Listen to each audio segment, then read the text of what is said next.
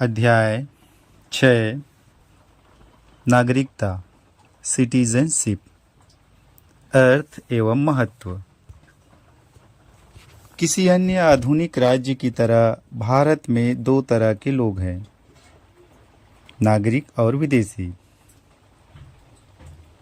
नागरिक भारतीय राज्य के पूर्ण सदस्य होते हैं और उनकी इस पर पूर्ण निष्ठा होती है। इन्हें सभी सिविल और राजनीतिक अधिकार प्राप्त होते हैं। दूसरी ओर विदेशी किसी अन्य राज्य के नागरिक होते हैं, इसलिए उन्हें सभी नागरिक एवं राजनीतिक अधिकार प्राप्त नहीं होते हैं। इनकी दो श्रेणियां होती है, विदेशी मित्र एवं विदेशी शत्रु। विदेशी मित्र वे होते हैं जिनके भारत के साथ सकारात्मक संबंध होते हैं। विदेशी शत्रु वे हैं जिनके साथ भारत का युद्ध चल रहा हो। उन्हें कम अधिकार प्राप्त होते हैं तथा वे गिरफ्तारी और नजरबंदी के विरुद्ध सुरक्षित नहीं होते। अनुच्छेद 22। संविधान भारतीय नागरिकों को निम्नलिखित अधिकार एवं विशेषाधिकार प्रदान करता है, विदेशियों को नहीं। पहला, धर्म, मूल वंश, जाति, लिंग या जन्म स्थान के आधार पर विभेद के विरुद्ध अधिकार। अनुच्छेद 15। दूसरा, लोक नियोजन के विषय में क्षमता का अधिकार। अनुच्छेद 16। तीसरा, वाक स्वतंत्र एवं अभिव्यक्ति की स्वतंत्रता, सम्मेलन, संघ, संचरण, निवास व व्यवसाय की स्वतंत्रता। अनुच्छेद 19। चौथा, संस्कृति और शिक्षा संबंधी अधिकार। अनुच्छेद 29 व 30। पांचवा, लोकसभा और राज्य विधानसभा चुनाव में मतदान का अधिकार। छठा, संसद एवं राज्य विधानमंडल की सदस्यता के लिए चुनाव लड़ने का अधिकार। सातवां, सार्वजनिक पदों जैसे राष्ट्रपति, उपराष्ट्रपति, उच्चतम एवं उच्च न्यायालय के न्यायाधीश, राज्यों के राज्यपाल, महान न्यायवादी एवं महाधिवक्ता की योग्यता रखने का अधिकार। उपरोक्त अधिकारों के साथ नागरिकों को भारत के प्रति कुछ कर्तव्यों का भी निर्वहन करना होता है। उदाहरण के लिए कर भुगतान, राष्ट्रीय ध्वज एवं राष्ट्रगान का सम्मान, देश की रक्षा आदि। भारत में नागरिक जन्म से या प्राकृतिक रूप से राष्ट्रपति बनने की योग्यता रखते हैं, जबकि अमेरिका में केवल जन्म से नागरिक ही राष्ट्रपति बन सकता है। संवैधानिक उपबंध। संविधान के भाग 2 में अनुच्छेद 5 से 11 तक में नागरिकता के बारे में चर्चा की गई है। इस संबंध में इसमें स्थायी और विस्तृत उपबंध नहीं है। यह सिर्फ उन लोगों की पहचान करता है जो संविधान लागू होने के समय अर्थात 26 जनवरी 1950 भारत के नागरिक बने। इसमें ना तो इनके अधिग्रहण एवं न ही नागरिकता की हानि की चर्चा की गई है। यह संसद को इस बात का अधिकार देता है कि वह नागरिकता से संबंधित मामलों की व्यवस्था करने के लिए कानून बनाए। इसी प्रकार संसद ने नागरिकता अधिनियम 1955 को लागू किया, जिसका 1957, 1960, 1985, 1986, 1992, 2003, 2005 और 2015 में संशोधन किया गया। संविधान निर्माण के उपरांत 26 जनवरी 1950 संविधान के अनुसार 4 श्रेणियों के लोग भारत के नागरिक बने। पहला, एक व्यक्ति जो भारत का मूल निवासी है और 3 में से कोई एक शर्त पूरी करता है। ये शर्तें हैं: यदि उसका जन्म भारत में हुआ हो, या उसके माता पिता में से किसी एक का जन्म भारत में हुआ हो, या संविधान लागू होने के 5 वर्ष पूर्व से भारत में रह रहा हो। दूसरा, एक व्यक्ति जो पाकिस्तान से भारत आया हो और यदि उसके माता पिता या दादा दादी अविभाजित भारत में पैदा हुए हो और निम्न दो में से कोई एक शर्त पूरी करता हो, वह भारत का नागरिक बन सकता है। यदि वह 19 जुलाई 1948 से पूर्व स्थानांतरित हुआ हो, अपने प्रवसन की तिथि से उसने सामान्यतः भारत में निवास किया हो और यदि उसने 19 जुलाई 1948 को या उसके बाद भारत में प्रवसन किया हो, तो वह भारत के नागरिक के रूप में पंजीकृत हो। लेकिन ऐसे व्यक्ति का पंजीकृत होने के लिए 6 माह तक भारत में निवास आवश्यक है। अनुच्छेद 6। तीसरा, एक व्यक्ति जो 1 मार्च 1947 के बाद भारत से पाकिस्तान स्थानांतरित हो गया हो, लेकिन बाद में फिर भारत में पुनर्वास के लिए लौट आए, तो वह भारत का नागरिक बन सकता है। उसे पंजीकरण प्रार्थना पत्र के बाद 6 माह तक रहना होगा। अनुच्छेद 7।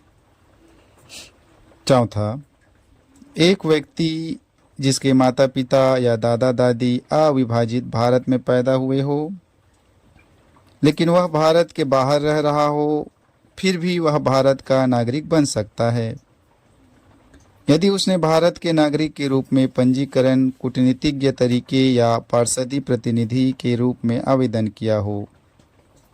यह व्यवस्था भारत के बाहर रहने वाले भारतीयों के लिए बनाई गई है ताकि वे भारत की नागरिकता ग्रहण कर सके। अनुच्छेद 8। कुल मिलाकर ये व्यवस्थाएं नागरिकों की चर्चा करती है। पहला, व्यक्ति जो भारत का मूल निवासी हो। दूसरा, व्यक्ति पाकिस्तान से स्थानांतरित हुआ हो। तीसरा, व्यक्ति पाकिस्तान स्थानांतरित हुआ हो लेकिन बाद में लौट आया हो। चौथा, भारतीय मूल का व्यक्ति जो बाहर रह रहा हो। नागरिकता संबंधी अन्य संवैधानिक प्रावधान इस प्रकार है। पहला, वह व्यक्ति भारत का नागरिक नहीं होगा या भारत का नागरिक नहीं माना जाएगा जो स्वेच्छा से किसी अन्य देश की नागरिकता ग्रहण कर लेगा। अनुच्छेद 9। दूसरा, प्रत्येक व्यक्ति जो भारत का नागरिक है या समझा जाता है यदि संसद इस प्रकार के किसी विधान का निर्माण करे। अनुच्छेद 10। तीसरा, संसद को यह अधिकार है कि वह नागरिकता के अर्जन और समाप्ति के तथा नागरिकता के से संबंधित अन्य सभी विषयों के संबंध में विधि बना सकती है। अनुच्छेद 11। नागरिकता अधिनियम 1955। नागरिकता अधिनियम 1955 संविधान लागू होने के बाद अर्जन एवं समाप्ति के बारे में उपबंध करता है। इस अधिनियम को अब तक 8 बार संशोधित किया गया है। ये संशोधन है: पहला, नागरिकता संशोधन अधिनियम 1957। दूसरा, निरस्त एवं संशोधन अधिनियम 1960। तीसरा, नागरिकता संशोधन अधिनियम 1985। चौथा, नागरिकता संशोधन अधिनियम 1986। पांचवा, नागरिकता संशोधन अधिनियम 1992। छठा, नागरिकता संशोधन अधिनियम 2003। सातवां, नागरिकता संशोधन अधिनियम 2005। आठवां, नागरिकता संशोधन अधिनियम 2015। मूल रूप से नागरिकता अधिनियम 1955 ने भी राष्ट्रमंडल नागरिकता प्रदान की है, लेकिन इस प्रावधान को नागरिकता संशोधन अधिनियम 2003 के द्वारा निरस्त कर दिया गया था। नागरिकता का अर्जन। नागरिकता अधिनियम 1955 नागरिकता प्राप्त करने की 5 शर्तें बताता है, जैसे जन्म, वंशानुगत, पंजीकरण, प्राकृतिक एवं क्षेत्र समाविष्ट करने के आधार पर। पहला, जन्म से। भारत में 26 जनवरी 1950 को या उसके बाद, परंतु 1 जुलाई 1947 से पूर्व जन्मा व्यक्ति अपने माता पिता के जन्म की राष्ट्रीयता के बावजूद भारत का नागरिक होगा। भारत में 1 जुलाई को या उसके बाद जन्मा व्यक्ति केवल तभी भारत का नागरिक माना जाएगा यदि उसके जन्म के समय उसके माता पिता में से कोई एक भारत का नागरिक हो। इसके अलावा यदि किसी व्यक्ति का जन्म 3 दिसंबर 2004 के बाद भारत में हुआ हो तो वह उसी दशा में भारत का नागरिक माना जाएगा यदि उसके माता पिता दोनों उसके जन्म के समय भारत के नागरिक हो या माता या पिता में से एक उस समय भारत का नागरिक हो तथा दूसरा अवैध प्रवासी ना हो।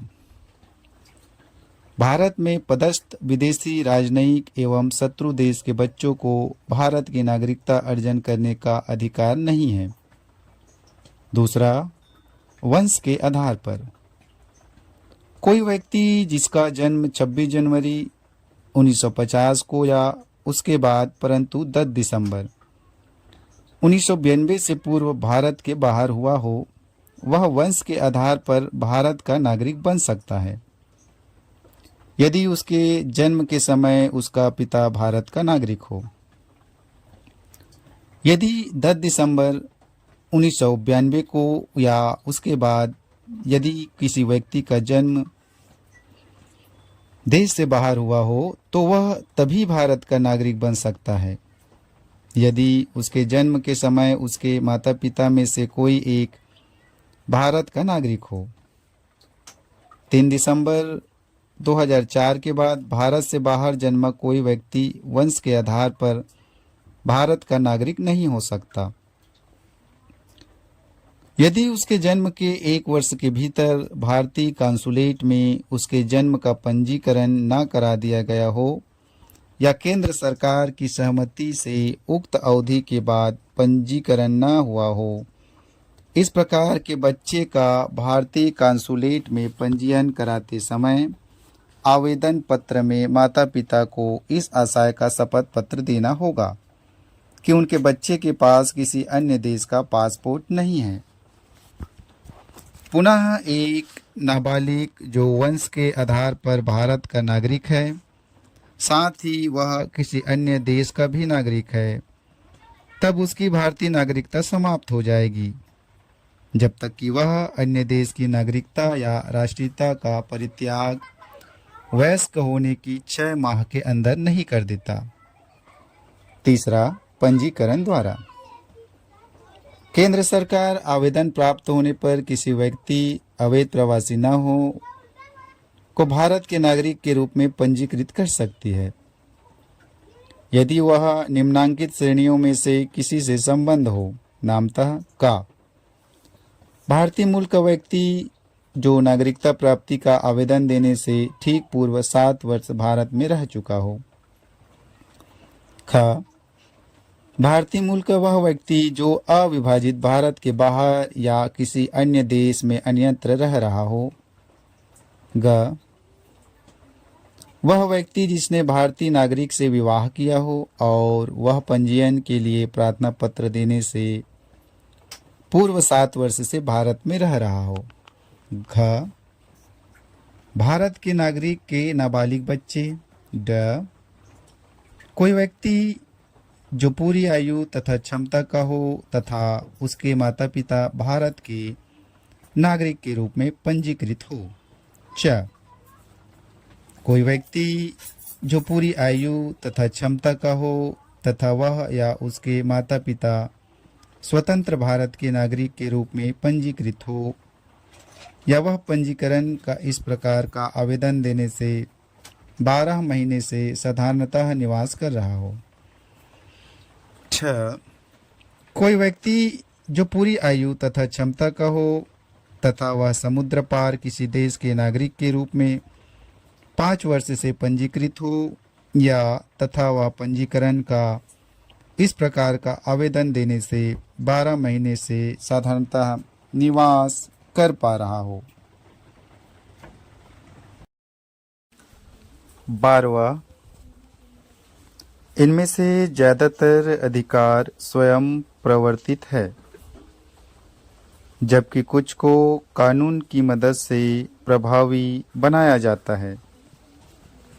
ऐसा कानून देश की एकता के लिए संसद द्वारा बनाया जाता है, न कि विधानमंडल द्वारा, ताकि संपूर्ण देश में एकरूपता बनी रहे। अनुच्छेद 35। राज्य की परिभाषा। मूल अधिकारों से संबंधित विभिन्न उपबंधों में राज्य शब्द का प्रयोग किया गया है। इस तरह इसे अनुच्छेद 12 में भाग 3 के उद्देश्य के तहत परिभाषित किया गया है।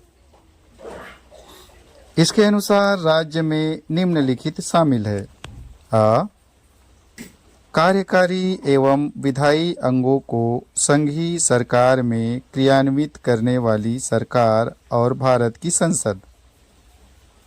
ब, राज्य सरकार के विधायी अंगों को प्रभावी करने वाली सरकार और विधानमंडल। स, सभी स्थानीय निकाय अर्थात नगर पालिकाएं, पंचायत, जिला बोर्ड, सुधार न्यास आदि। द, अन्य सभी निकाय अर्थात वैज्ञानिक या गैर संवैधानिक प्राधिकरण जैसे LIC, ONGC, सेल आदि। इस तरह राज्य को विस्तृत रूप में परिभाषित किया गया है। इसमें शामिल इकाइयों के कार्यों को अदालत में तब चुनौती दी जा सकती है जब मूल अधिकारों का हनन हो रहा हो। उच्चतम न्यायालय के अनुसार किसी भी उस निजी इकाई या एजेंसी को जो बतौर राज्य की संस्था काम कर रही हो, वह अनुच्छेद 12 के तहत राज्य के अर्थ में आती है। मूल अधिकारों में असंगत विधियां। अनुच्छेद 13 घोषित करता है कि मूल अधिकारों से असंगत या उनका अल्पीकरण करने वाली विधियां शून्य होगी। दूसरे शब्दों में ये न्यायिक समीक्षा योग्य है। यह शक्ति उच्चतम न्यायालय अनुच्छेद 32 और उच्च न्यायालयों अनुच्छेद 226 को प्राप्त है, जो किसी विधि को मूल अधिकारों का उल्लंघन होने के आधार पर गैर संवैधानिक या अवैध घोषित कर सकते हैं। अनुच्छेद 13 के अनुसार विधि शब्द को निम्नलिखित में शामिल कर व्यापक रूप दिया गया है। आ, स्थायी विधियां संसद या राज्य विधानमंडल द्वारा पारित। ब, अस्थायी विधियां जैसे राज्यपालों या राष्ट्रपति द्वारा जारी अध्यादेश। स, प्रत्यायोजित विधान कार्यपालिका विधान की प्रकृति में संवैधानिक साधन जैसे अध्यादेश, आदेश, उपविधि, नियम, विनियम या अधिसूचना। द, विधि के गैर विधायी स्रोत जैसे विधि का बल रखने वाली रूढ़ी या प्रथा। न केवल विधान बल्कि उपरोक्त में से किसी को अदालत के मूल अधिकारों के हनन पर चुनौती दी जा सकती है, अवैध घोषित किया जा सकता है। इस तरह अनुच्छेद 13 घोषित करता है कि संविधान संशोधन कोई विधि नहीं है, इसलिए उसे चुनौती नहीं दी जा सकती। यद्यपि उच्चतम न्यायालय ने केशवानंद भारती मामले 1973 में कहा कि मूल अधिकारों के हनन के आधार पर संविधान संशोधन को चुनौती दी जा सकती है। यदि वह संविधान के मूल ढांचे के खिलाफ हो तो उसे अवैध घोषित किया जा सकता है। समानता का अधिकार। पहला, विधि के समक्ष समता और विधियों का समान संरक्षण। अनुच्छेद 14 में कहा गया है कि भारत के राज्य क्षेत्र में किसी व्यक्ति को विधि के समक्ष समता से या विधियों के समान संरक्षण से वंचित नहीं करेगा। प्रत्येक व्यक्ति, चाहे वह नागरिक हो या विदेशी, सब पर यह अधिकार लागू होता है। इसके अतिरिक्त व्यक्ति शब्द में विधिक व्यक्ति अर्थात संवैधानिक निगम, कंपनियां, पंजीकृत समितियां या किसी भी अन्य तरह का विधिक व्यक्ति सम्मिलित है। विधि के समक्ष समता का विचार ब्रिटिश मूल का है, जबकि विधियों के समान संरक्षण को अमेरिका के संविधान से लिया गया है। पहले संदर्भ में शामिल है आ, किसी व्यक्ति के पक्ष में विशिष्ट विशेषाधिकारों की अनुपस्थिति। ब, साधारण विधि या साधारण विधि न्यायालय के तहत सभी व्यक्तियों के लिए समान व्यवहार। स, कोई व्यक्ति अमीर गरीब, ऊंचा नीचा, अधिकारी गैर अधिकारी विधि से ऊपर नहीं है। दूसरे संदर्भ में निहित है अ, विधियों द्वारा प्रदत्त विशेषाधिकारों और अध्यारोपित दायित्वों दोनों में समान परिस्थितियों के अंतर्गत व्यवहार समता। ब, समान विधि के अंतर्गत सभी व्यक्तियों के लिए समान नियम है। और स, बिना भेदभाव के समान के साथ समान व्यवहार होना चाहिए। इस तरह पहला नकारात्मक संदर्भ है, जबकि दूसरा सकारात्मक। हालांकि दोनों का उद्देश्य विधि, अवसर और न्याय की समानता है। उच्चतम न्यायालय ने व्यवस्था दी कि जहां समान एवं असमान के बीच अलग अलग व्यवहार होता हो, अनुच्छेद 14 लागू नहीं होता। यद्यपि अनुच्छेद 14 श्रेणी विधान को अस्वीकृत करता है।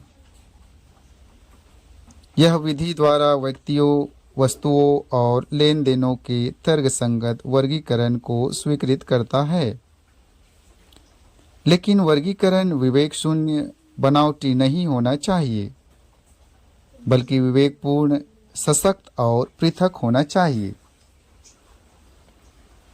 विधि का शासन। British न्यायवादी H.V. डाइसी का मानना है कि विधि के समक्ष समता का विचार विधि का शासन के सिद्धांत का मूल तत्व है। इस संबंध में उन्होंने निम्न 3 अवधारणाएं प्रस्तुत की है। पहला, इच्छाधीन शक्तियों की अनुपस्थिति, अर्थात किसी भी व्यक्ति को विधि के उल्लंघन के सिवाय दंडित नहीं किया जा सकता। 2, विधि के समक्ष समता अत्यावश्यक है। कोई व्यक्ति अमीर गरीब, ऊंचा नीचा, अधिकारी गैर अधिकारी कानून के ऊपर नहीं है। तीसरा, व्यक्तिगत अधिकारों की प्रमुखता, अर्थात संविधान व्यक्तिगत अधिकारों का परिणाम है, जैसा कि न्यायालयों द्वारा इसे परिभाषित और लागू किया जाता है, न कि संविधान व्यक्तिगत अधिकारों का स्रोत है। पहले एवं दूसरे कारक ही भारतीय व्यवस्था में लागू हो सकते हैं, तीसरा नहीं।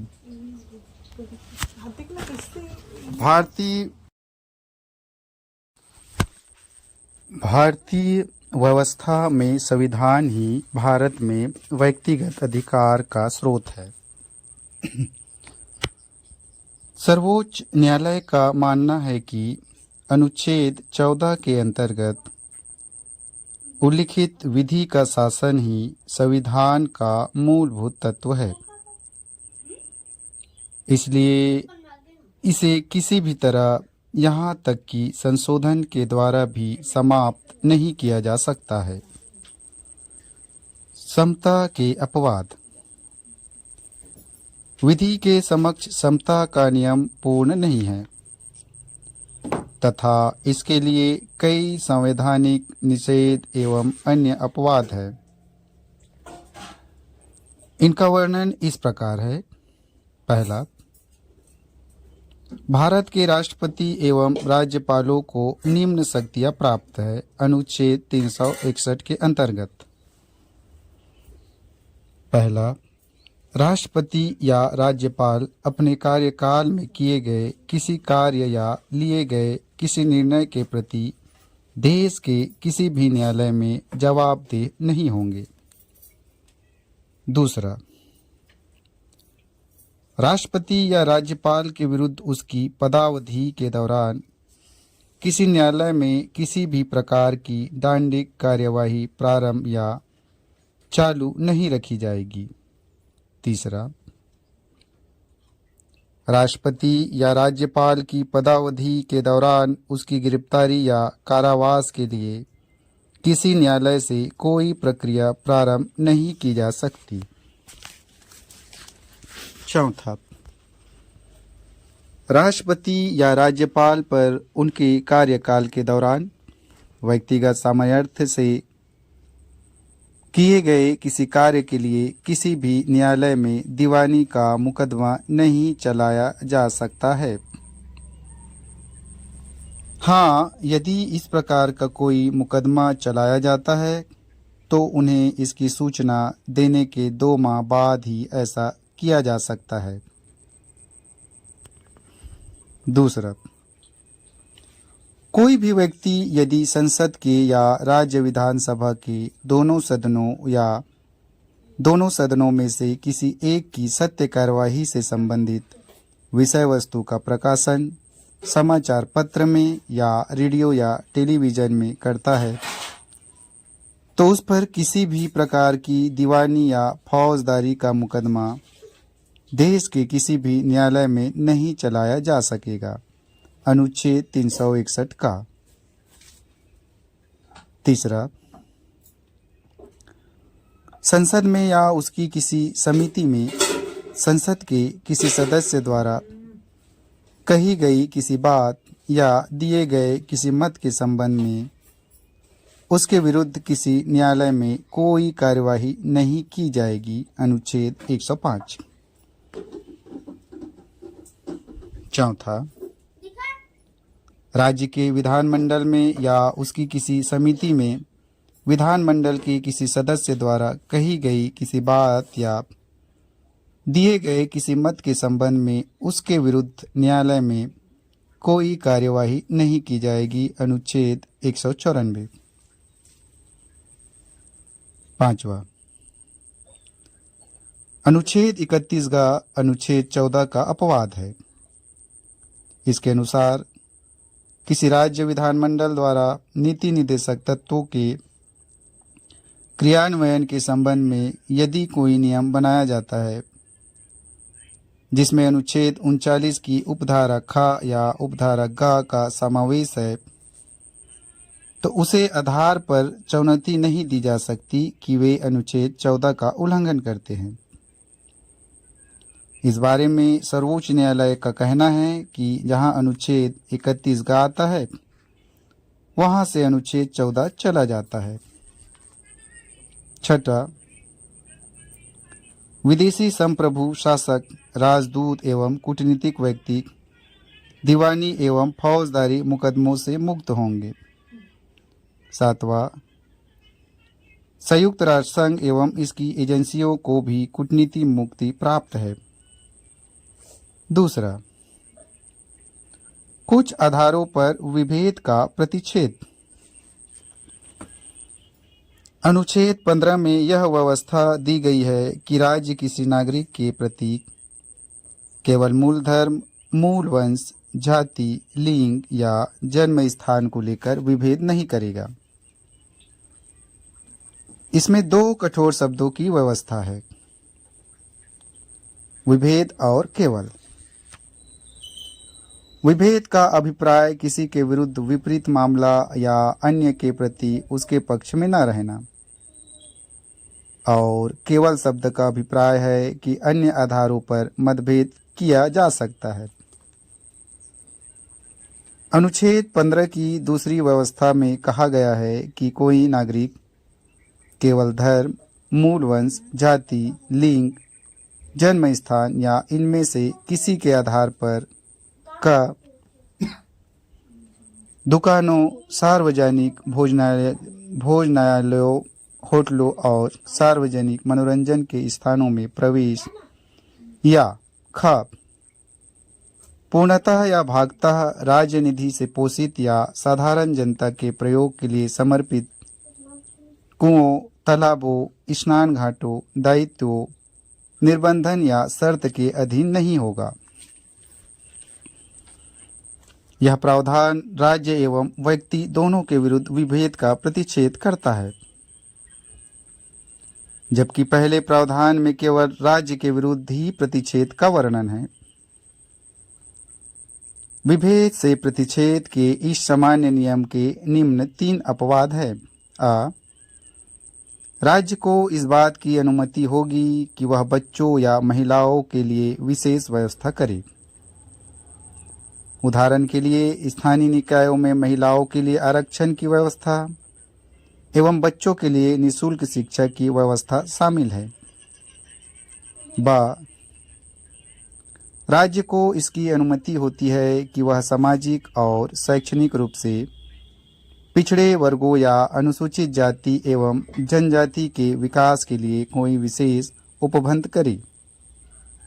उदाहरण के लिए विधानमंडल में सीटों का आरक्षण या सार्वजनिक शैक्षणिक संस्थाओं में शुल्क से छूट शामिल है।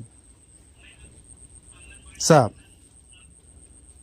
राज्य को यह अधिकार है कि वह सामाजिक एवं शैक्षिक रूप से पिछड़े लोगों या अनुसूचित जाति या जनजाति के लोगों के उत्थान के लिए शैक्षणिक संस्थाओं में प्रवेश के लिए छूट संबंधी कोई नियम बना सकता है।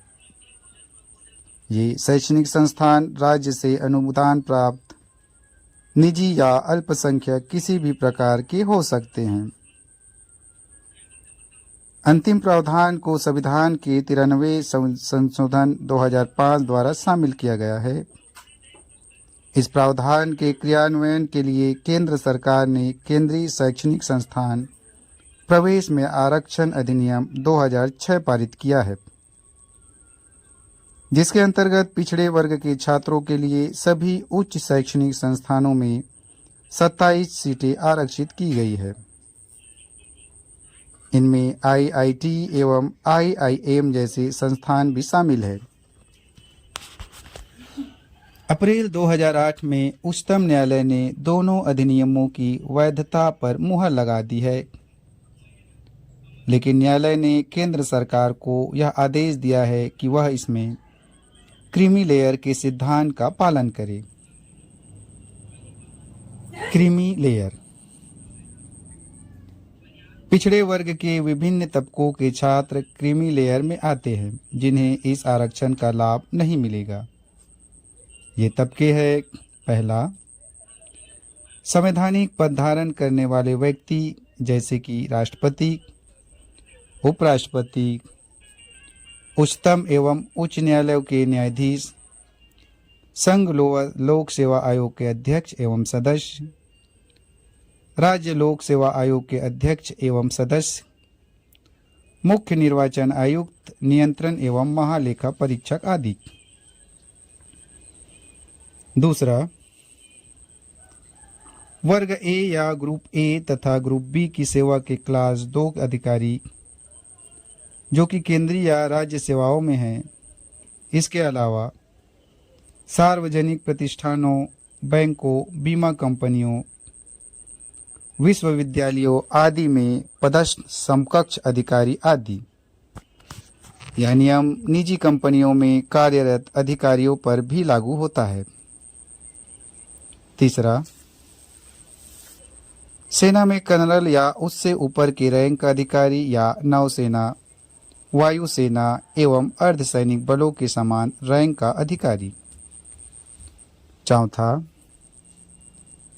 डॉक्टर, अधिवक्ता, इंजीनियर, कलाकार, लेखक, सलाहकार आदि प्रकार के पेशेवर। पांचवा,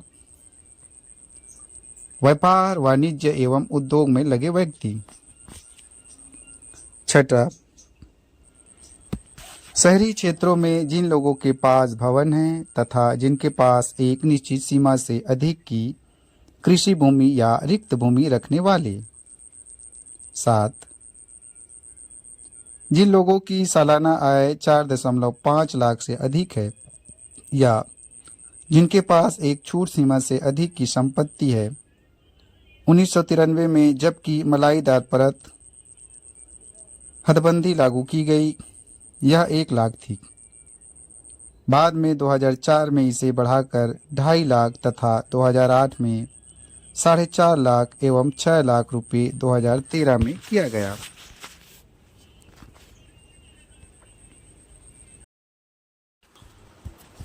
तीसरा, लोक नियोजन के विषय में अवसर की समता।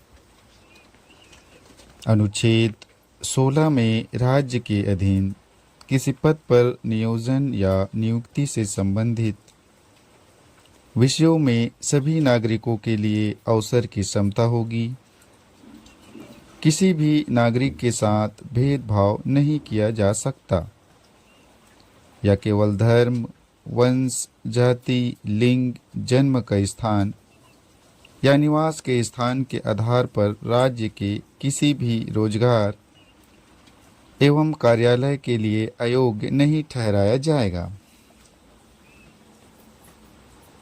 लोक नियोजन के विषय में अवसर की समता के साधारण नियम में 3 अपवाद हैं।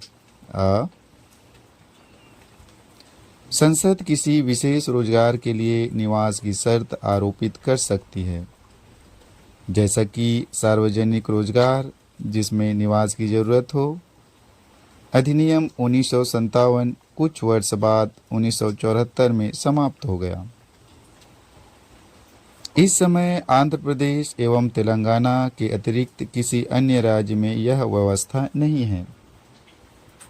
बा, राज्य नियुक्तियों के आरक्षण की व्यवस्था कर सकता है या किसी पद को पिछड़े वर्ग के पक्ष में बना सकता है जिनका कि राज्य में समान प्रतिनिधित्व नहीं है।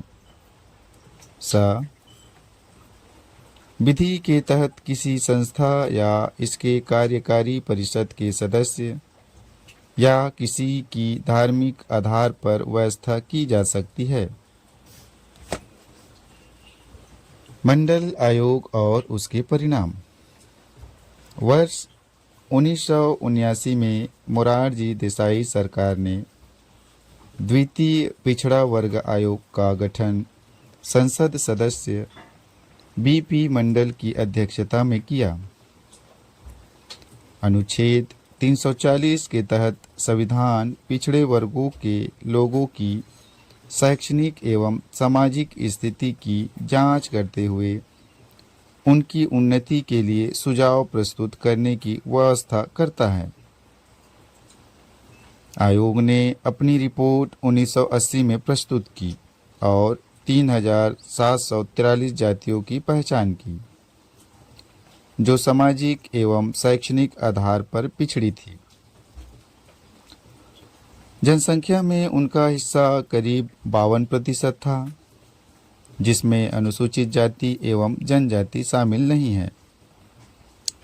आयोग ने अन्य पिछड़े वर्गों के लोगों के लिए सरकारी नौकरियों में 27% आरक्षण की सिफारिश की। इस तरह संपूर्ण आरक्षण अनुसूचित जाति, जनजाति एवं अन्य पिछड़े वर्गों का 50% हो गया। 10 वर्ष पश्चात 1990 में वीपीसी सरकार ने सरकारी सेवाओं में अन्य पिछड़े वर्गों के लोगों के लिए 27% आरक्षण की घोषणा कर दी। दोबारा 1991 में नरसिंह राव सरकार ने 2 परिवर्तन प्रस्तुत किए का 27% में पिछड़े वर्ग के गरीब लोगों को प्रमुखता जैसे आर्थिक आधार पर आरक्षण और खा 10% का अतिरिक्त आरक्षण गरीबों के लिए आर्थिक रूप से पिछड़े, विशेष रूप से उच्च जातियों में आर्थिक रूप से कमजोरों के लिए भी व्यवस्था की। प्रसिद्ध मंडल केस 1992 में अनुच्छेद 16(4) के विस्तार एवं व्यवस्था पिछड़े वर्गों के पक्ष में जिस रोजगार आरक्षण की व्यवस्था की गई उसका परीक्षण उच्चतम न्यायालय द्वारा किया गया। यद्यपि न्यायालय ने उच्च जातियों के खास वर्ग के लिए 10% आरक्षण की व्यवस्था को अस्वीकार कर दिया, फिर भी अन्य पिछड़े वर्गों के लिए कुछ शर्तों के साथ 27% आरक्षण का संवैधानिक वैधता को बनाए रखा।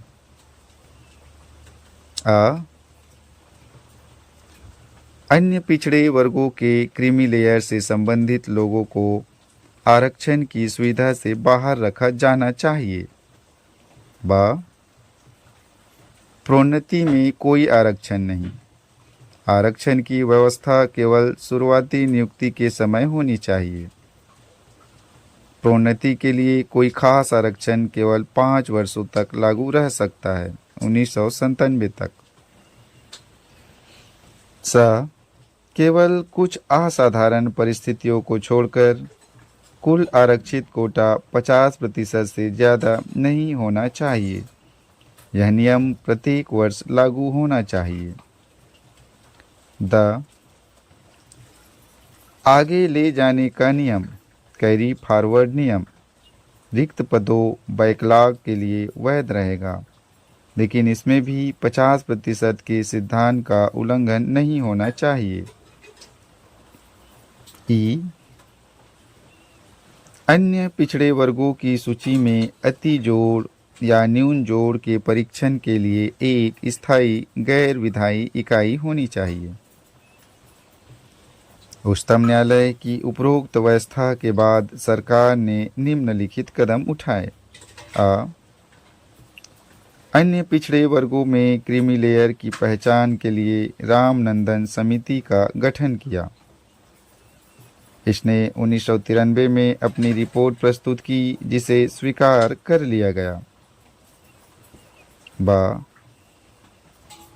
संसद के एक अधिनियम द्वारा 1993 में पिछड़े वर्गों के लिए राष्ट्रीय आयोग का गठन किया गया। यह नौकरी आरक्षण के उद्देश्य से सूची में नाम जोड़ने व निकालने पर विचार करता है। प्रोन्नति में आरक्षण को समाप्त करने के मामले में 77वें संशोधन अधिनियम को 1995 में पास कराया गया। इसने अनुच्छेद 16 में नई व्यवस्था जोड़ी।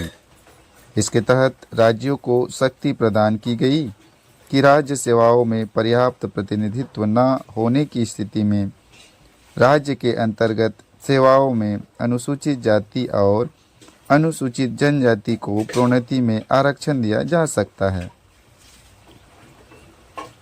2001 का 85वां संविधान संशोधन अनुसूचित जाति और अनुसूचित जनजाति सरकारी सेवकों हेतु आरक्षण नियम के तहत प्रोन्नति के मामले में परिणामिक वरिष्ठता की व्यवस्था करता है।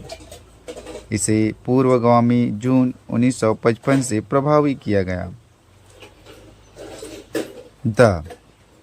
बैकलॉग रिक्तियों के संबंध में निर्णय को 81वें संशोधन अधिनियम 2000 के तहत रद्द किया गया। इसने अनुच्छेद 16 में एक और व्यवस्था को जोड़ा। इससे राज्य ने रिक्त आरक्षित पदों को अनुवर्ती वर्ष या वर्षों में भरने के लिए शक्तिशाली बनाया।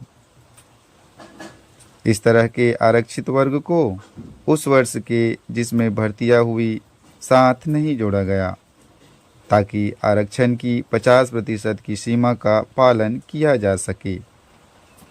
संक्षेप में इसने बैकलॉग रिक्तियों में आरक्षण की 50% सीमा को समाप्त कर दिया।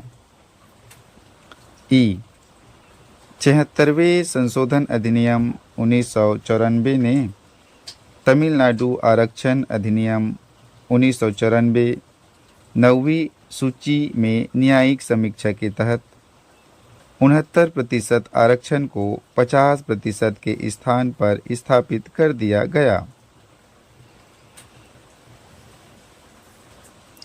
चौथा, अस्पृश्यता का अंत। अनुच्छेद 17 अस्पृश्यता को समाप्त करने की व्यवस्था और किसी भी रूप में इसका आचरण निषिद्ध करता है।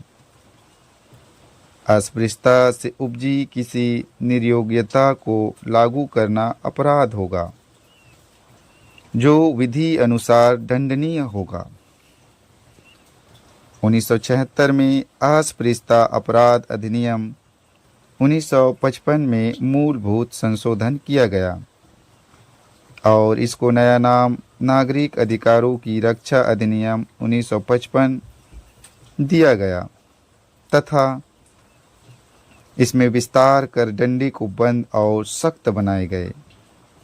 अधिनियम में अस्पृश्यता के प्रत्येक प्रकार को समाप्त करते हुए अनुच्छेद 17 में व्यवस्था सुनिश्चित की गई।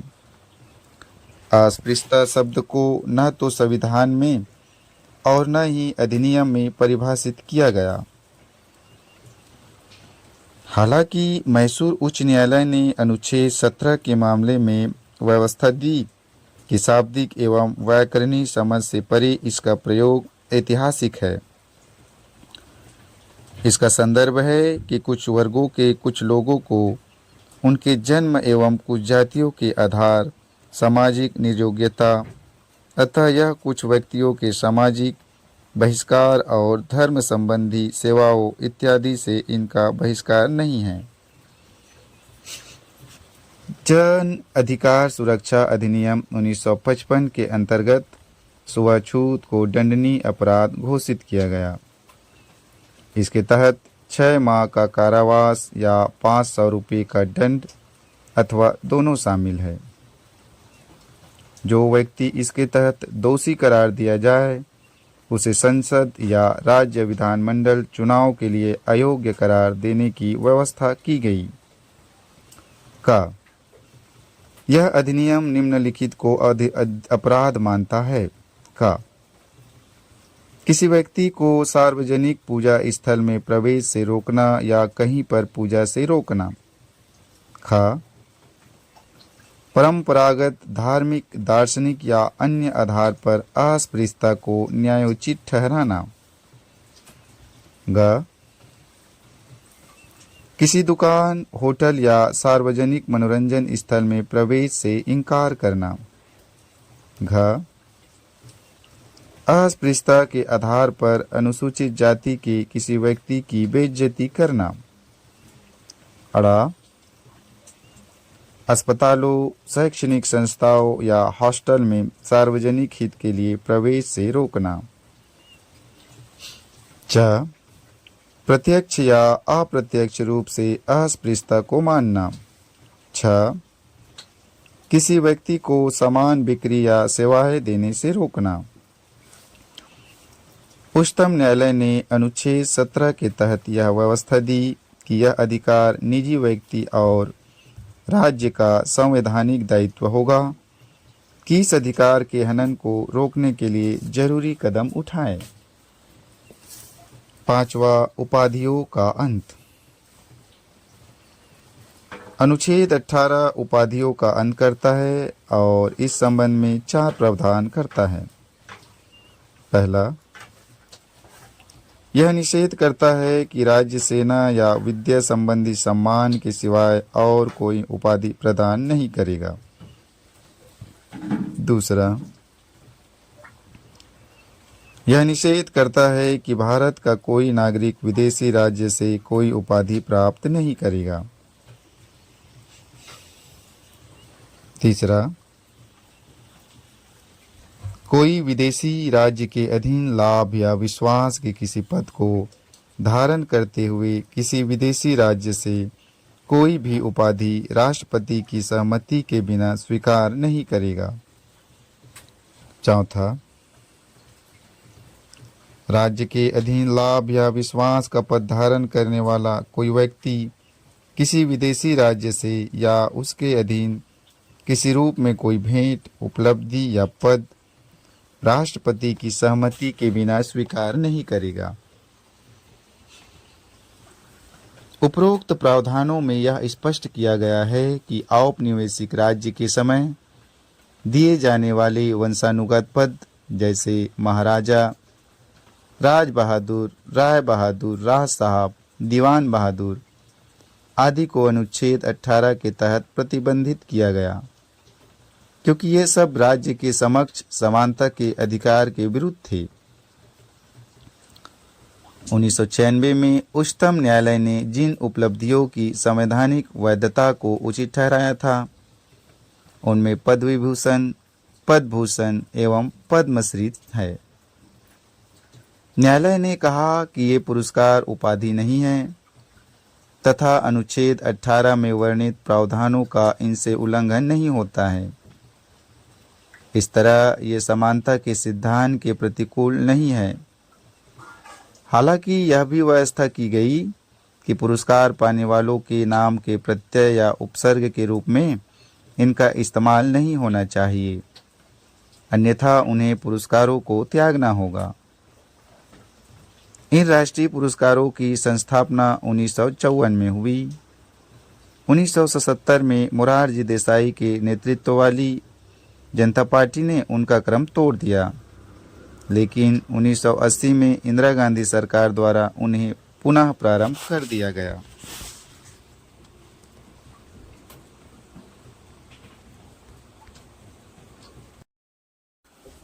स्वतंत्रता का अधिकार। पहला, 6 अधिकारों की रक्षा। अनुच्छेद 19 सभी नागरिकों को 6 अधिकारों की गारंटी देता है। ये है, पहला, वाक एवं अभिव्यक्ति की स्वतंत्रता। दूसरा, शांतिपूर्वक और निरायुध सम्मेलन का अधिकार। तीसरा, संगम, संघ या सहकारी समितियां बनाने का अधिकार। चौथा, भारत के राज्य क्षेत्र में सर्वत्र आबाद संचरण का अधिकार। पांचवा, भारत के राज्य क्षेत्र के किसी भाग में निर्बाध घूमने और बस जाने या निवास करने का अधिकार। छठा, कोई भी वृत्ति, व्यापार या कारोबार करने का अधिकार। मूलतः अनुच्छेद 19 में 7 अधिकार थे, लेकिन संपत्ति को खरीदने, अधिग्रहण करने या बेच देने के अधिकार को 1978 में 44वें संशोधन अधिनियम के तहत समाप्त कर दिया गया। इन 6 अधिकारों की रक्षा केवल राज्य के खिलाफ मामले में है, न कि निजी मामले में।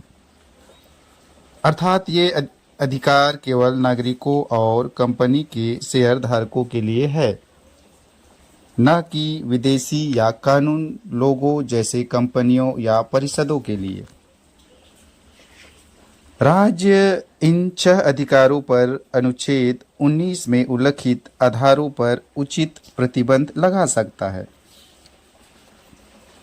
वाक एवं अभिव्यक्ति की स्वतंत्रता।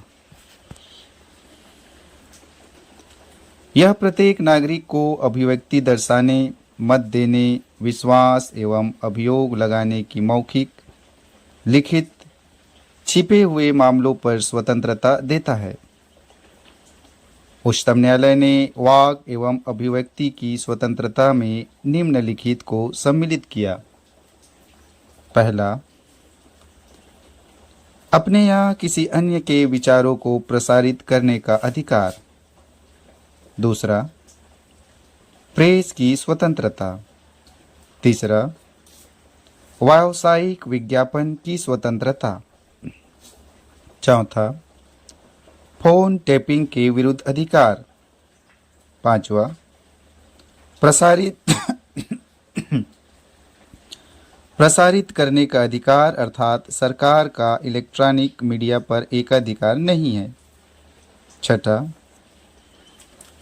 किसी राजनीतिक दल या संगठन द्वारा आयोजित बंद के खिलाफ अधिकार। सातवां, सरकारी गतिविधियों की जानकारी का अधिकार। आठवां, शांति का अधिकार। नौवां, किसी अखबार पर पूर्व प्रतिबंध के विरुद्ध अधिकार। 10वां, प्रदर्शन एवं विरोध का अधिकार लेकिन हड़ताल का अधिकार नहीं। राज्य वाक एवं अभिव्यक्ति की स्वतंत्रता पर उचित प्रतिबंध लगा सकता है। यह प्रतिबंध लगाने के आधार इस प्रकार है: भारत की एकता एवं संप्रभुता, राज्य की सुरक्षा, विदेशी राज्यों से मित्रवत संबंध, सार्वजनिक आदेश, नैतिकता की स्थापना, न्यायालय की अवमानना, किसी अपराध में संलिप्तता आदि। शांतिपूर्वक सम्मेलन की स्वतंत्रता। किसी भी नागरिक को बिना हथियार के शांतिपूर्वक संगठित होने का अधिकार है। इसमें शामिल है सार्वजनिक बैठकों में भाग लेने का अधिकार एवं प्रदर्शन। इस स्वतंत्रता का उपयोग केवल सार्वजनिक भूमि पर बिना हथियार के किया जा सकता है। यह व्यवस्था हिंसा, अव्यवस्था, गलत संगठन एवं सार्वजनिक शांति भंग के लिए नहीं है। राज्य संगठित होने के अधिकार पर दो आधारों पर प्रतिबंध लगा सकता है: भारत की एकता, अखंडता एवं सार्वजनिक आदेश सहित संबंधित क्षेत्र में यातायात नियंत्रण। आपराधिक व्यवस्था की धारा 144/1973 के अंतर्गत एक न्यायाधीश किसी संगठित बैठक को किसी व्यवधान के खतरे के तहत रोक सकता है। इसे रोकने का आधार मानव जीवन के लिए खतरा, स्वास्थ्य एवं सुरक्षा, सार्वजनिक जीवन में व्यवधान या दंगा भड़काने का खतरा भी है। भारतीय दंड संहिता की धारा 141 के तहत 5 या उससे अधिक लोगों का संगठन गैर कानूनी हो सकता है यदि पहला, किसी कानूनी प्रक्रिया को अवरोध हो; दूसरा, कुछ लोगों की संपत्ति पर बलपूर्वक कब्जा हो; तीसरा, किसी आपराधिक कार्य की चर्चा हो; चौथा, किसी व्यक्ति पर गैर कानूनी काम के लिए दबाव; और पांचवा, सरकार या उसके कर्मचारियों को उनकी विधायी शक्तियों के प्रयोग हेतु धमकाना। संगम या संघ बनाने का अधिकार। सभी नागरिकों को सभा, संघ अथवा सहकारी समितियां गठित करने का अधिकार होगा। इसमें शामिल है राजनीतिक दल बनाने का अधिकार, कंपनी, साझा फर्म, समितियां, क्लब, संगठन, व्यापार संगठन या लोगों की अन्य इकाई बनाने का अधिकार।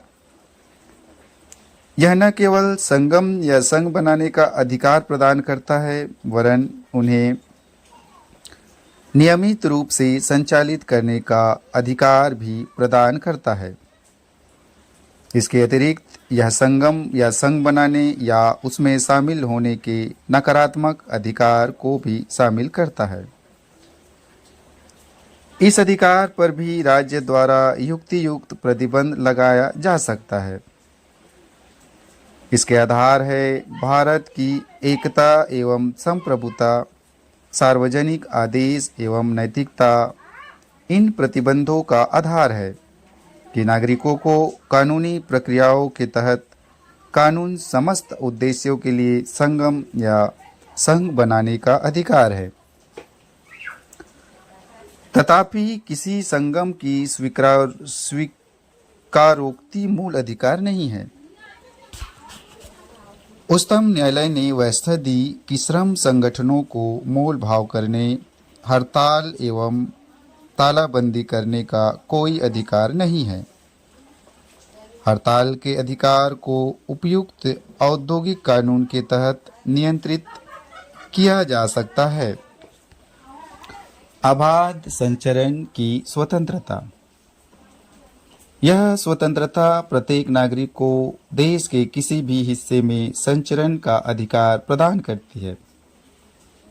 वह स्वतंत्रता पूर्वक एक राज्य से दूसरे राज्य में या एक राज्य में एक से दूसरे स्थान पर संचरण कर सकता है। यह अधिकार इस बात को बल देता है कि भारत सभी नागरिकों के लिए एक है। इसका उद्देश्य राष्ट्रीय सोच को बढ़ावा देना है, न कि संकीर्णता को। इस स्वतंत्रता पर उचित प्रतिबंध लगाने के दो कारण हैं: आम लोगों का हित और किसी अनुसूचित जनजाति की सुरक्षा या हित। जनजातीय क्षेत्रों में बाहर के लोगों के प्रवेश को उनकी विशेष संस्कृति, भाषा, रिवाज और जनजाति प्रावधानों के तहत प्रतिबंधित किया जा सकता है ताकि उनका शोषण न हो सके। उच्चतम न्यायालय ने इसमें व्यवस्था दी कि किसी वेश्या के संचरण के अधिकार को सार्वजनिक नैतिकता एवं सार्वजनिक स्वास्थ्य के आधार पर प्रतिबंधित किया जा सकता है। बंबई उच्च न्यायालय ने एड्स पीड़ित व्यक्ति के संचरण पर प्रतिबंध को वैध बताया। संचरण की स्वतंत्रता के दो भाग हैं: आंतरिक, देश में निर्बाध संचरण, और बाह्य, देश के बाहर घूमने का अधिकार तथा देश में वापस आने का अधिकार। अनुच्छेद 19 मात्र पहले भाग की रक्षा करता है। दूसरे भाग को अनुच्छेद 21 प्राण और दैहिक स्वतंत्रता का अधिकार व्याख्यायित करता है। निवास का अधिकार। हर नागरिक को देश के किसी भी हिस्से में बसने का अधिकार है। इस अधिकार के दो भाग हैं: हाँ, देश के किसी भी हिस्से में रहने का अधिकार। इसका तात्पर्य है कि कहीं भी अस्थायी रूप से रहना, एवं ब देश के किसी भी हिस्से में व्यवस्थित होने का अधिकार। इसका तात्पर्य है वहां घर बनाना एवं स्थायी रूप से बसना। यह अधिकार देश के अंदर कहीं जाने के आंतरिक अवरोधों का समाप्त करता है। यह राष्ट्रवाद को प्रोत्साहित करता है और संकीर्ण मानसिकता को महत्व प्रदान नहीं करता। राज्य इस अधिकार पर उचित प्रतिबंध दो आधारों पर लगा सकता है: विशेष रूप से आम लोगों के हित में और अनुसूचित जनजातियों के हित में। जनजातीय क्षेत्रों में उनकी संस्कृति, भाषा एवं रिवाज के आधार पर बाहर के लोगों का प्रवेश प्रतिबंधित किया जा सकता है। देश के कई भागों में जनजातियों को अपनी संस्कृति के संरक्षण एवं संवर्धन हेतु अपने रिवाज एवं नियम कानून बनाने के अधिकार है। उच्चतम न्यायालय ने कुछ क्षेत्रों में लोगों के घूमने पर प्रतिबंध लगाया है, जैसे वेश्या या पेशेवर अपराधी। उपरोक्त प्रावधान में से यह स्पष्ट है कि निवास का अधिकार एवं घूमने के अधिकारों का कुछ विस्तार भी किया जा सकता है। दोनों एक दूसरे के पूरक है। व्यवसाय आदि की स्वतंत्रता। सभी नागरिकों को किसी भी व्यवसाय को करने, पेशा अपनाने एवं व्यापार शुरू करने का अधिकार दिया गया है। यह अधिकार बहुत विस्तृत है क्योंकि यह जीवन निर्वहन हेतु आय से संबंधित है। राज्य सार्वजनिक हित में इसके प्रयोग का युक्तियुक्त प्रतिबंध लगा सकता है। इसके अतिरिक्त राज्य को यह अधिकार है कि वह किसी पेशे या व्यवसाय के लिए पेशेगत या तकनीकी योग्यता को जरूरी ठहरा सकता है। ब किसी व्यापार, व्यवसाय, उद्योग या सेवा को पूर्ण या आंशिक रूप से स्वयं जारी रख सकता है। इस प्रकार जब राज्य किसी व्यापार, व्यवसाय, उद्योग पर अपना एकाधिकार जताता है तो प्रतियोगिता में आने वाले व्यक्तियों या राज्यों के लिए अपने एकाधिकार को न्यायोचित ठहराने की कोई आवश्यकता नहीं। इस अधिकार में कोई अनैतिक कृत्य शामिल नहीं है, जैसे महिलाओं या बच्चों का दुरुपयोग या खतरनाक हानिकारक औषधियों या विस्फोटक आदि व्यवसाय। राज्य इन पर पूर्णतः प्रतिबंध लगा सकता है या इनके संचालन के लिए लाइसेंस की अनिवार्यता कर सकता है। दूसरा, अपराध के लिए दोष सिद्धि के संबंध में संरक्षण।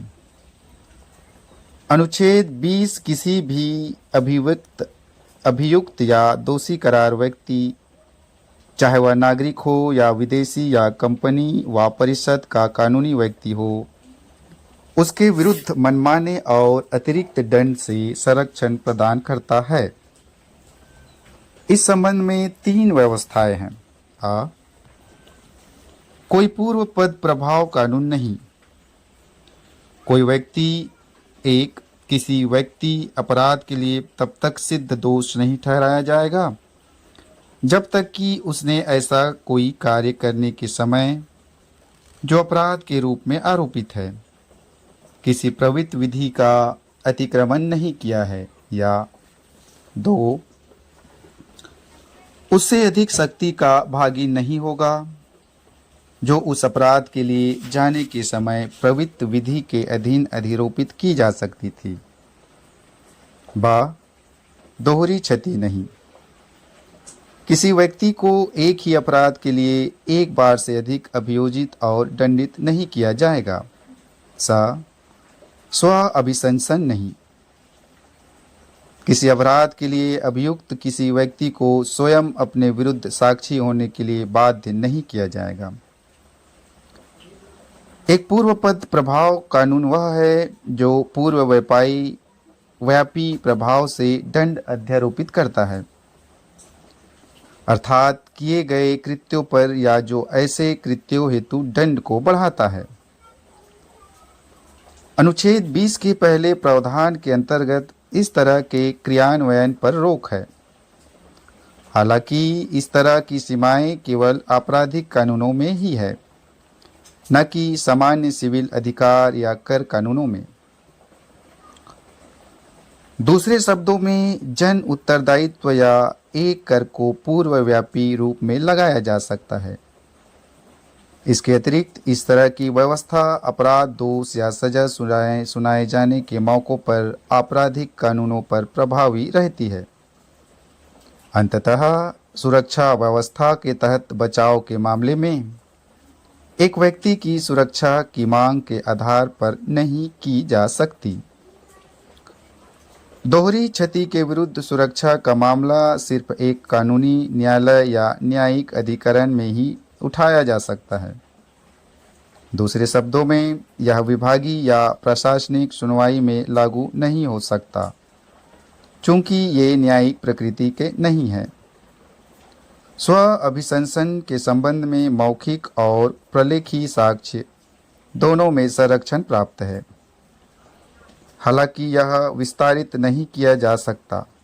पहला, भौतिक विषयों के आवश्यक उत्पादनों पर। दूसरा, अंगूठे के निशान, हस्ताक्षर एवं रक्त जांच की अनिवार्यता पर। तीसरा, किसी इकाई की प्रदर्शनी की अनिवार्यता। इसके अलावा इसका विस्तार केवल आपराधिक सुनवाइयों पर ही हो सकता है जो आपराधिक प्रकृति की ना हो।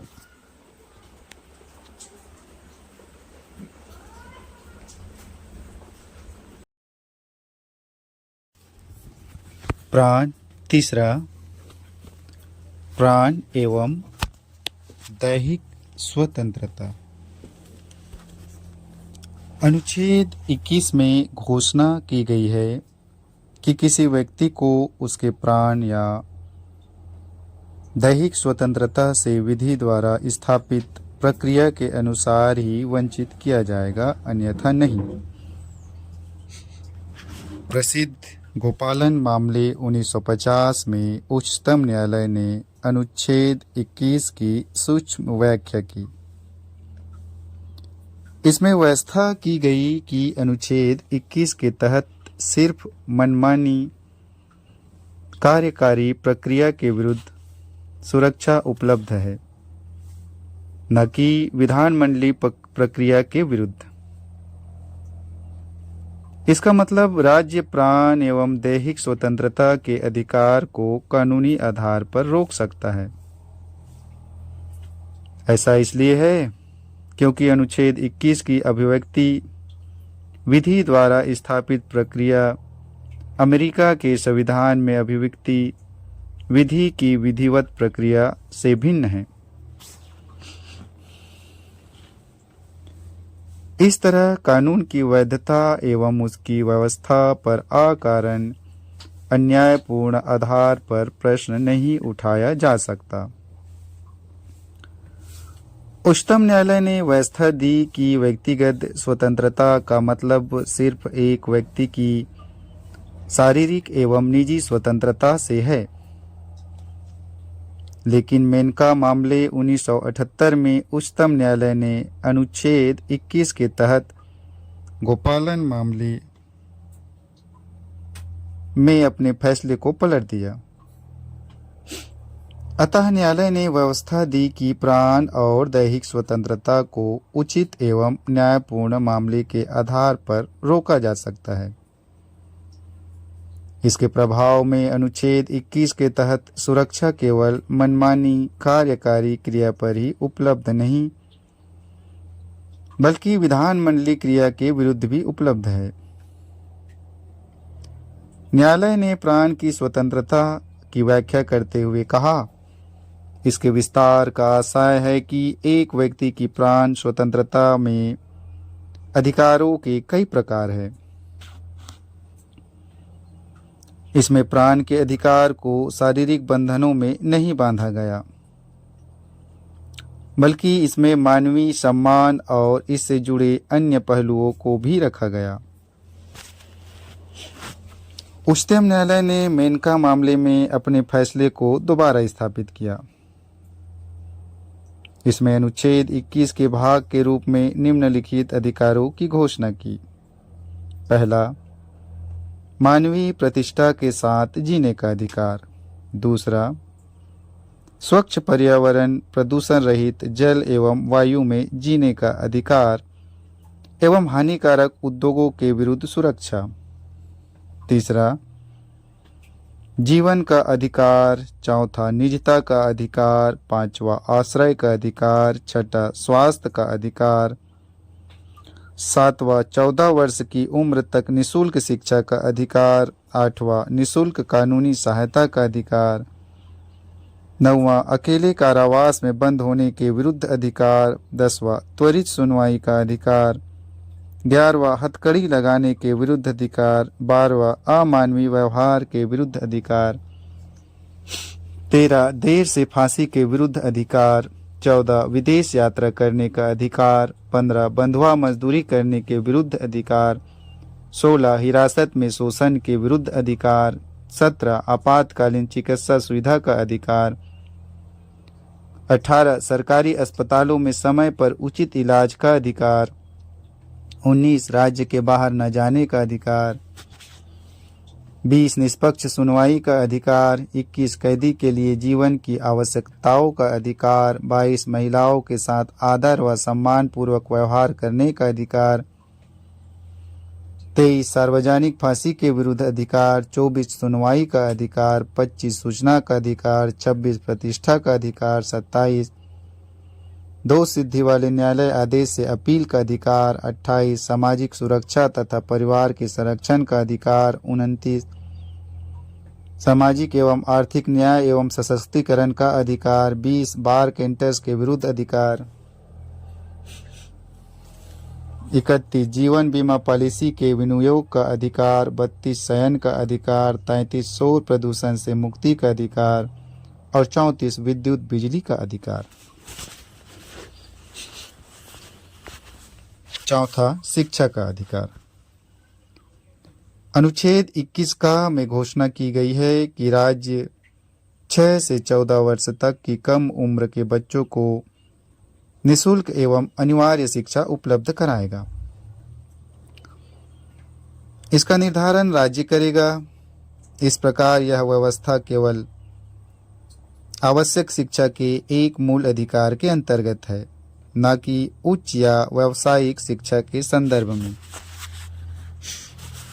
यह व्यवस्था 86वें संवैधानिक संशोधन अधिनियम 2002 के अंतर्गत की गई है। यह संशोधन देश में सर्व शिक्षा के लक्ष्य में एक मील का पत्थर साबित हुआ है। सरकार ने यह कदम नागरिकों के अधिकार के मामले में द्वितीय क्रांति की तरह उठाया है। इस संशोधन के पहले भी संविधान में भाग 4 के अनुच्छेद 45 में बच्चों के लिए निःशुल्क एवं अनिवार्य शिक्षा की व्यवस्था थी। तथापि निर्देशक सिद्धांत होने के कारण यह न्यायालय द्वारा जरूरी नहीं ठहराया जा सकता था। अब उसमें कानूनी प्रावधान की व्यवस्था है। यह संशोधन अनुच्छेद 45 के निर्देशक सिद्धांत को बदलता है। अब इसे पढ़ा जाता है। राज्य सभी बच्चों को 14 वर्ष की आयु पूरी करने तक निःशुल्क और अनिवार्य शिक्षा देने के लिए उपबंध करने का प्रयास करेगा। इसमें एक मूल कर्तव्य अनुच्छेद 51 क के तहत जोड़ा गया। प्रत्येक नागरिक का यह कर्तव्य होगा कि वह 6 से 14 वर्ष तक के अपने बच्चों को शिक्षा प्रदान करवाएगा।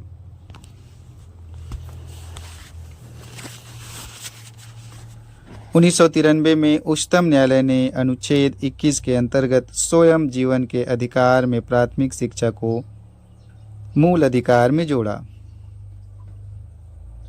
इसमें व्यवस्था की गई कि भारत के किसी भी बच्चे को 14 वर्ष की आयु तक निःशुल्क शिक्षा प्रदान की जाए। इसके उपरांत उसकी शिक्षा का अधिकार आर्थिक क्षमता की सीमा एवं राज्य के विकास का विषय। इस फैसले में न्यायालय ने अपने पूर्व फैसले 1992 को बदला, जिसमें घोषणा की गई थी कि शिक्षा का अधिकार किसी भी स्तर पर, जिसमें व्यावसायिक शिक्षा जैसे चिकित्सा एवं इंजीनियरिंग भी शामिल है। अनुच्छेद 21A के अनुसरण में संसद ने बच्चों को निःशुल्क एवं अनिवार्य शिक्षा का अधिकार RTI अधिनियम 2009 अधिनियमित करके इस अधिनियम के अंतर्गत यह व्यवस्था है कि 14 वर्ष की आयु तक के प्रत्येक बच्चे को संतोषजनक एवं समुचित गुणवत्ता वाली पूर्णकालिक प्रारंभिक शिक्षा एक ऐसे औपचारिक विद्यालय जिसमें कि अनिवार्य परिपाटों एवं मानकों का पालन किया जाता हो में प्राप्त करने का अधिकार है। यह विधान इस दृष्टि से अधिनियमित किया गया है कि समानता, सामाजिक न्याय तथा लोकतंत्र के मूल्यों के साथ ही न्यायपूर्ण एवं मानवीय समाज निर्माण का लक्ष्य सभी को समावेशी प्रारंभिक शिक्षा प्रदान कर प्राप्त किया जा सके। पांचवा, निरोध एवं गिरफ्तारी से संरक्षण। अनुच्छेद 22 किसी व्यक्ति को गिरफ्तारी एवं निरोध से संरक्षण प्रदान करता है। हिरासत दो तरह की होती है, दंड विषयक कठोर और निवारक। दंड विषयक हिरासत एक व्यक्ति को दंड देती है जिसने अपराध स्वीकार कर लिया है और अदालत में उसे दोषी ठहराया जा चुका है। निवारक हिरासत वह है जिसमें बिना सुनवाई के अदालत में दोषी ठहराया जाए।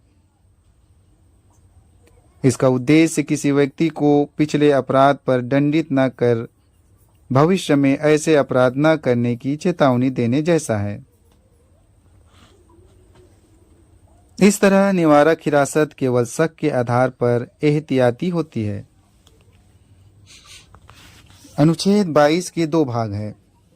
पहला भाग साधारण कानूनी मामले से संबंधित है, जबकि दूसरा भाग निवारक हिरासत के मामलों से संबंधित है। अनुच्छेद 22 का पहला भाग उस व्यक्ति को जिसे साधारण कानून के तहत हिरासत में लिया गया निम्नलिखित अधिकार उपलब्ध कराता है। पहला, गिरफ्तार करने के आधार पर सूचना देने का अधिकार। दूसरा, विधि व्यवसायी से परामर्श और प्रतिरक्षा करने का अधिकार। तीसरा, दंडाधिकारी मजिस्ट्रेट के सम्मुख 24 घंटे में यात्रा के समय को मिलाकर पेश होने का अधिकार। चौथा, दंडाधिकारी द्वारा बिना अतिरिक्त निरोध दिए 24 घंटे में रिहा करने का अधिकार। यह सुरक्षा कवच विदेशी व्यक्ति या निवारक हिरासत कानून के अंतर्गत गिरफ्तार व्यक्ति के लिए उपलब्ध नहीं है। उच्चतम न्यायालय ने यह व्यवस्था भी दी कि अनुच्छेद 22 का प्रथम भाग गिरफ्तारी और निरोध न्यायालय के आदेश के अंतर्गत जन अधिकार गिरफ्तारी, आय कर न देने पर गिरफ्तारी एवं विदेशी के पकड़े जाने पर लागू नहीं होता। इसका प्रयोग केवल आपराधिक क्रियाओं या सरकारी अपराध प्रकृति एवं कुछ प्रतिकूल सार्वजनिक हितों पर हो सकता है। अनुच्छेद 22 का दूसरा भाग उन व्यक्तियों को सुरक्षा प्रदान करता है जिन्हें दंड विषयक कानून के अंतर्गत गिरफ्तार किया गया है। यह सुरक्षा नागरिक एवं विदेशी दोनों के उपलब्ध है। इसमें शामिल है, पहला, व्यक्ति की हिरासत 3 माह से ज़्यादा नहीं बढ़ाई जा सकती जब तक कि सलाहकार बोर्ड इस बारे में उचित कारण न बताए। बोर्ड में उच्च न्यायालयों के न्यायाधीश होंगे। दूसरा, निरोध का आधार संबंधित व्यक्ति को बताया जाना चाहिए, हालांकि सार्वजनिक हितों के विरुद्ध इसे बताना आवश्यक नहीं है। तीसरा, निरोध वाले व्यक्ति को यह अधिकार है कि वह निरोध के आदेश के विरुद्ध अपना प्रतिवेदन करे।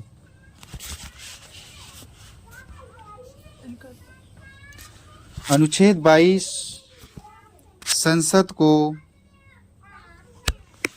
यह भी बताने के लिए अधिकृत करता है कि किन परिस्थितियों के अधीन और किस वर्ग या वर्गों के मामलों में किसी व्यक्ति को निवारक निरोध का उपबंध करने वाली किसी विधि के अधीन 3 माह से अधिक अवधि के लिए सलाहकार बोर्ड की राय प्राप्त किए बिना विरुद्ध नहीं किया जाएगा।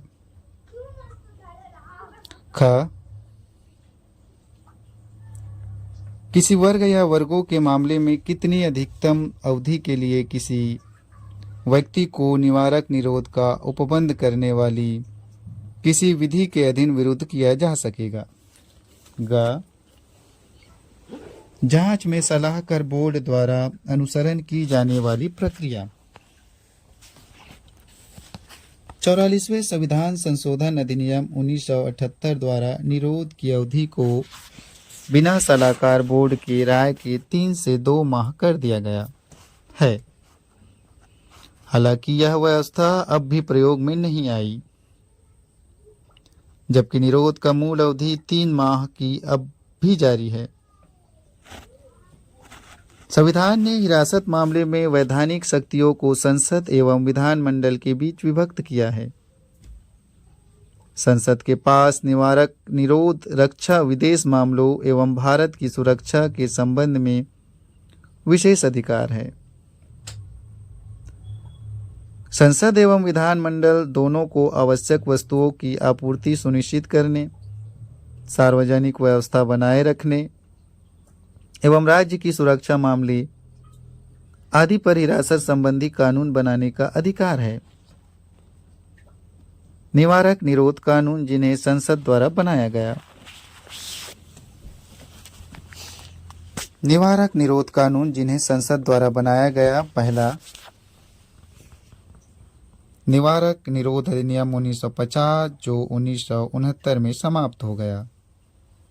दूसरा आंतरिक सुरक्षा अधिनियम मीसा 1971 जिसे 1978 में निरसित कर दिया गया। तीसरा विदेशी मुद्रा का संरक्षण एवं वैश्य निवारण अधिनियम कोपेपोसा 1974। चौथा राष्ट्रीय सुरक्षा अधिनियम नासा 1980। पांचवा चोर बाजारी निवारण और आवश्यक वस्तु प्रदाय अधिनियम पीबीएम से का 1980। छठा आतंकवादी और विध्वंसक क्रियाकलाप निवारण अधिनियम टाडा 1985 यह 1995 में समाप्त हो गया। सातवां स्वापक औषधि और मना प्रभावी पदार्थ व्यापार निवारण पीटेन डीपीएसा अधिनियम 1988। आठवां आतंकवाद निवारण अधिनियम पोटा 2002 जो 2004 में इसे निरस्त कर दिया गया। यह दुर्भाग्यपूर्ण है कि विश्व में कोई भी ऐसा लोकतांत्रिक देश नहीं है जहां भारत के समान संविधान के अंतरिम भाग में आंतरिक निरोध एवं निवारण संबंधी कानून की पूरी व्यवस्थाएं हो। अमेरिका में तो है ही नहीं। ब्रिटेन में इन्हें तब दोबारा रखा गया जब प्रथम एवं द्वितीय विश्व युद्ध का समय था। भारत में भी ब्रिटिश शासनकाल के समय यह व्यवस्था थी। उदाहरण के लिए बंगाल राज्य कैदी विधेयक 1818 एवं भारत की सुरक्षा अधिनियम 1939 में निवारक निरोध की व्यवस्था थी। शोषण के विरुद्ध अधिकार। पहला मानव दुर्व्यापार एवं बलात् श्रम का निषेध। अनुच्छेद 23 मानव दुर्व्यापार, बेगार, बलात् श्रम और इसी प्रकार के अन्य बलात् श्रम के प्रकारों पर भी प्रतिबंध लगाता है। इस व्यवस्था के अंतर्गत कोई भी उल्लंघन कानून के अनुसार दंडनीय होगा। यह अधिकार नागरिक एवं गैर नागरिक दोनों के लिए उपलब्ध होगा। यह किसी व्यक्ति को न केवल राज्य के खिलाफ बल्कि व्यक्तियों के खिलाफ भी सुरक्षा प्रदान करता है। मानव दुर्व्यापार शब्द में शामिल है पहला पुरुष, महिला एवं बच्चों की वस्तु के समान खरीद बिक्री। दूसरा महिलाओं और बच्चों का अनैतिक दुर्व्यापार, इसमें वेश्यावृत्ति भी शामिल है। तीसरा देवदासी और चौथा दास। इस तरह के कृत्यों पर दंडित करने के लिए संसद ने अनैतिक दुर्व्यापार निवारण अधिनियम 1956 बनाया है। बेगार का अभिप्राय है बिना पारिश्रमिक के काम कराना। यह एक विशिष्ट भारतीय व्यवस्था थी जिसके तहत क्षेत्रीय जमींदार कभी कभी अपने नौकरों या उधार लेने वालों से बिना कोई भुगतान किए कार्य कराते थे। अनुच्छेद 23 बेगार के अलावा बलात् श्रम के अन्य प्रकारों यथा बंधुआ मजदूरी पर भी रोक लगाता है। बलात् श्रम का अर्थ है कि किसी व्यक्ति की इच्छा के विरुद्ध उससे कार्य लेना। बलात् श्रम में केवल शारीरिक अथवा कानूनी बलात् स्थिति ही शामिल नहीं है, बल्कि इसमें आर्थिक परिस्थितियों से उत्पन्न बाध्यता यथा न्यूनतम मजदूरी से कम पर काम कराना आदि भी शामिल है। इस संबंध में बंधुआ मजदूरी व्यवस्था निरसन अधिनियम 1976, न्यूनतम मजदूरी अधिनियम 1948, ठेका श्रमिक अधिनियम 1970 और समान पारिश्रमिक अधिनियम 1976 बनाए गए। अनुच्छेद 23 में इस उपबंध के अपवाद का भी प्रावधान है। यह राज्य को अनुमति प्रदान करता है कि सार्वजनिक उद्देश्यों के लिए अनिवार्य सेवा, उदाहरण के लिए सैन्य सेवा एवं सामाजिक सेवा आरोपित कर सकता है, जिनके लिए वह धन देने को बाध्य नहीं है। लेकिन इस तरह की सेवा में लगाने में राज्य को धर्म, जाति या वर्ग के आधार पर भेदभाव की अनुमति नहीं है। दूसरा, कारखानों आदि में बालकों के नियोजन का निषेध। अनुच्छेद 24 किसी फैक्ट्री, खान अथवा अन्य परिसंकटमय गतिविधियों यथा निर्माण कार्य अथवा रेलवे में 14 वर्ष से कम उम्र के बच्चों के नियोजन का प्रतिषेध करता है। लेकिन यह प्रतिषेध किसी नुकसान न पहुंचाने वाले अथवा निर्दोष कार्यों में नियोजन का प्रतिषेध नहीं करता है। बाल श्रम प्रतिषेध एवं नियमन अधिनियम 1986 इस दिशा में सर्वाधिक महत्वपूर्ण कानून है। इसके अलावा बालक नियोजन अधिनियम 1938, कारखाना अधिनियम 1948, खान अधिनियम 1952, वाणिज्य पोत परिवहन अधिनियम 1958, बागान श्रम अधिनियम 1951, मोटर परिवहन कर्मकार अधिनियम 1951, प्रशिक्षु अधिनियम 1961, बीड़ी तथा सिगार कर्मकार अधिनियम 1966 और इसी प्रकार के अन्य अधिनियम निश्चित आयु से कम के बालकों के नियोजन का प्रतिषेध करते हैं। 1996 में उच्चतम न्यायालय ने बाल श्रम पुनर्वास कार्यक्रम कोष की स्थापना का निर्देश दिया, जिसमें बालकों को नियोजित करने वाले द्वारा प्रति बालक 20,000 रुपये जमा कराने का प्रावधान है।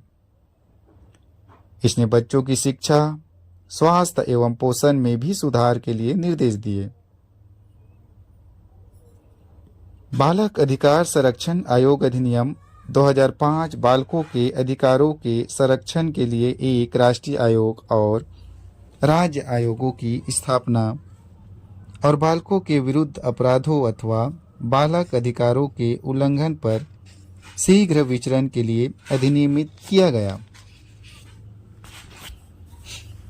2006 में सरकार ने बच्चों के घरेलू नौकरों के रूप में काम करने पर अथवा व्यावसायिक प्रतिष्ठानों जैसे होटलों, रेस्तरां, दुकानों, कारखानों, रिसॉर्ट, स्पा, चाय की दुकानों आदि में नियोजन पर रोक लगा दी है। इसमें 14 वर्ष से कम आयु के बच्चों को नियोजित करने वालों के विरुद्ध अभियोजन और दंडात्मक कार्यवाही की चेतावनी दी गई है।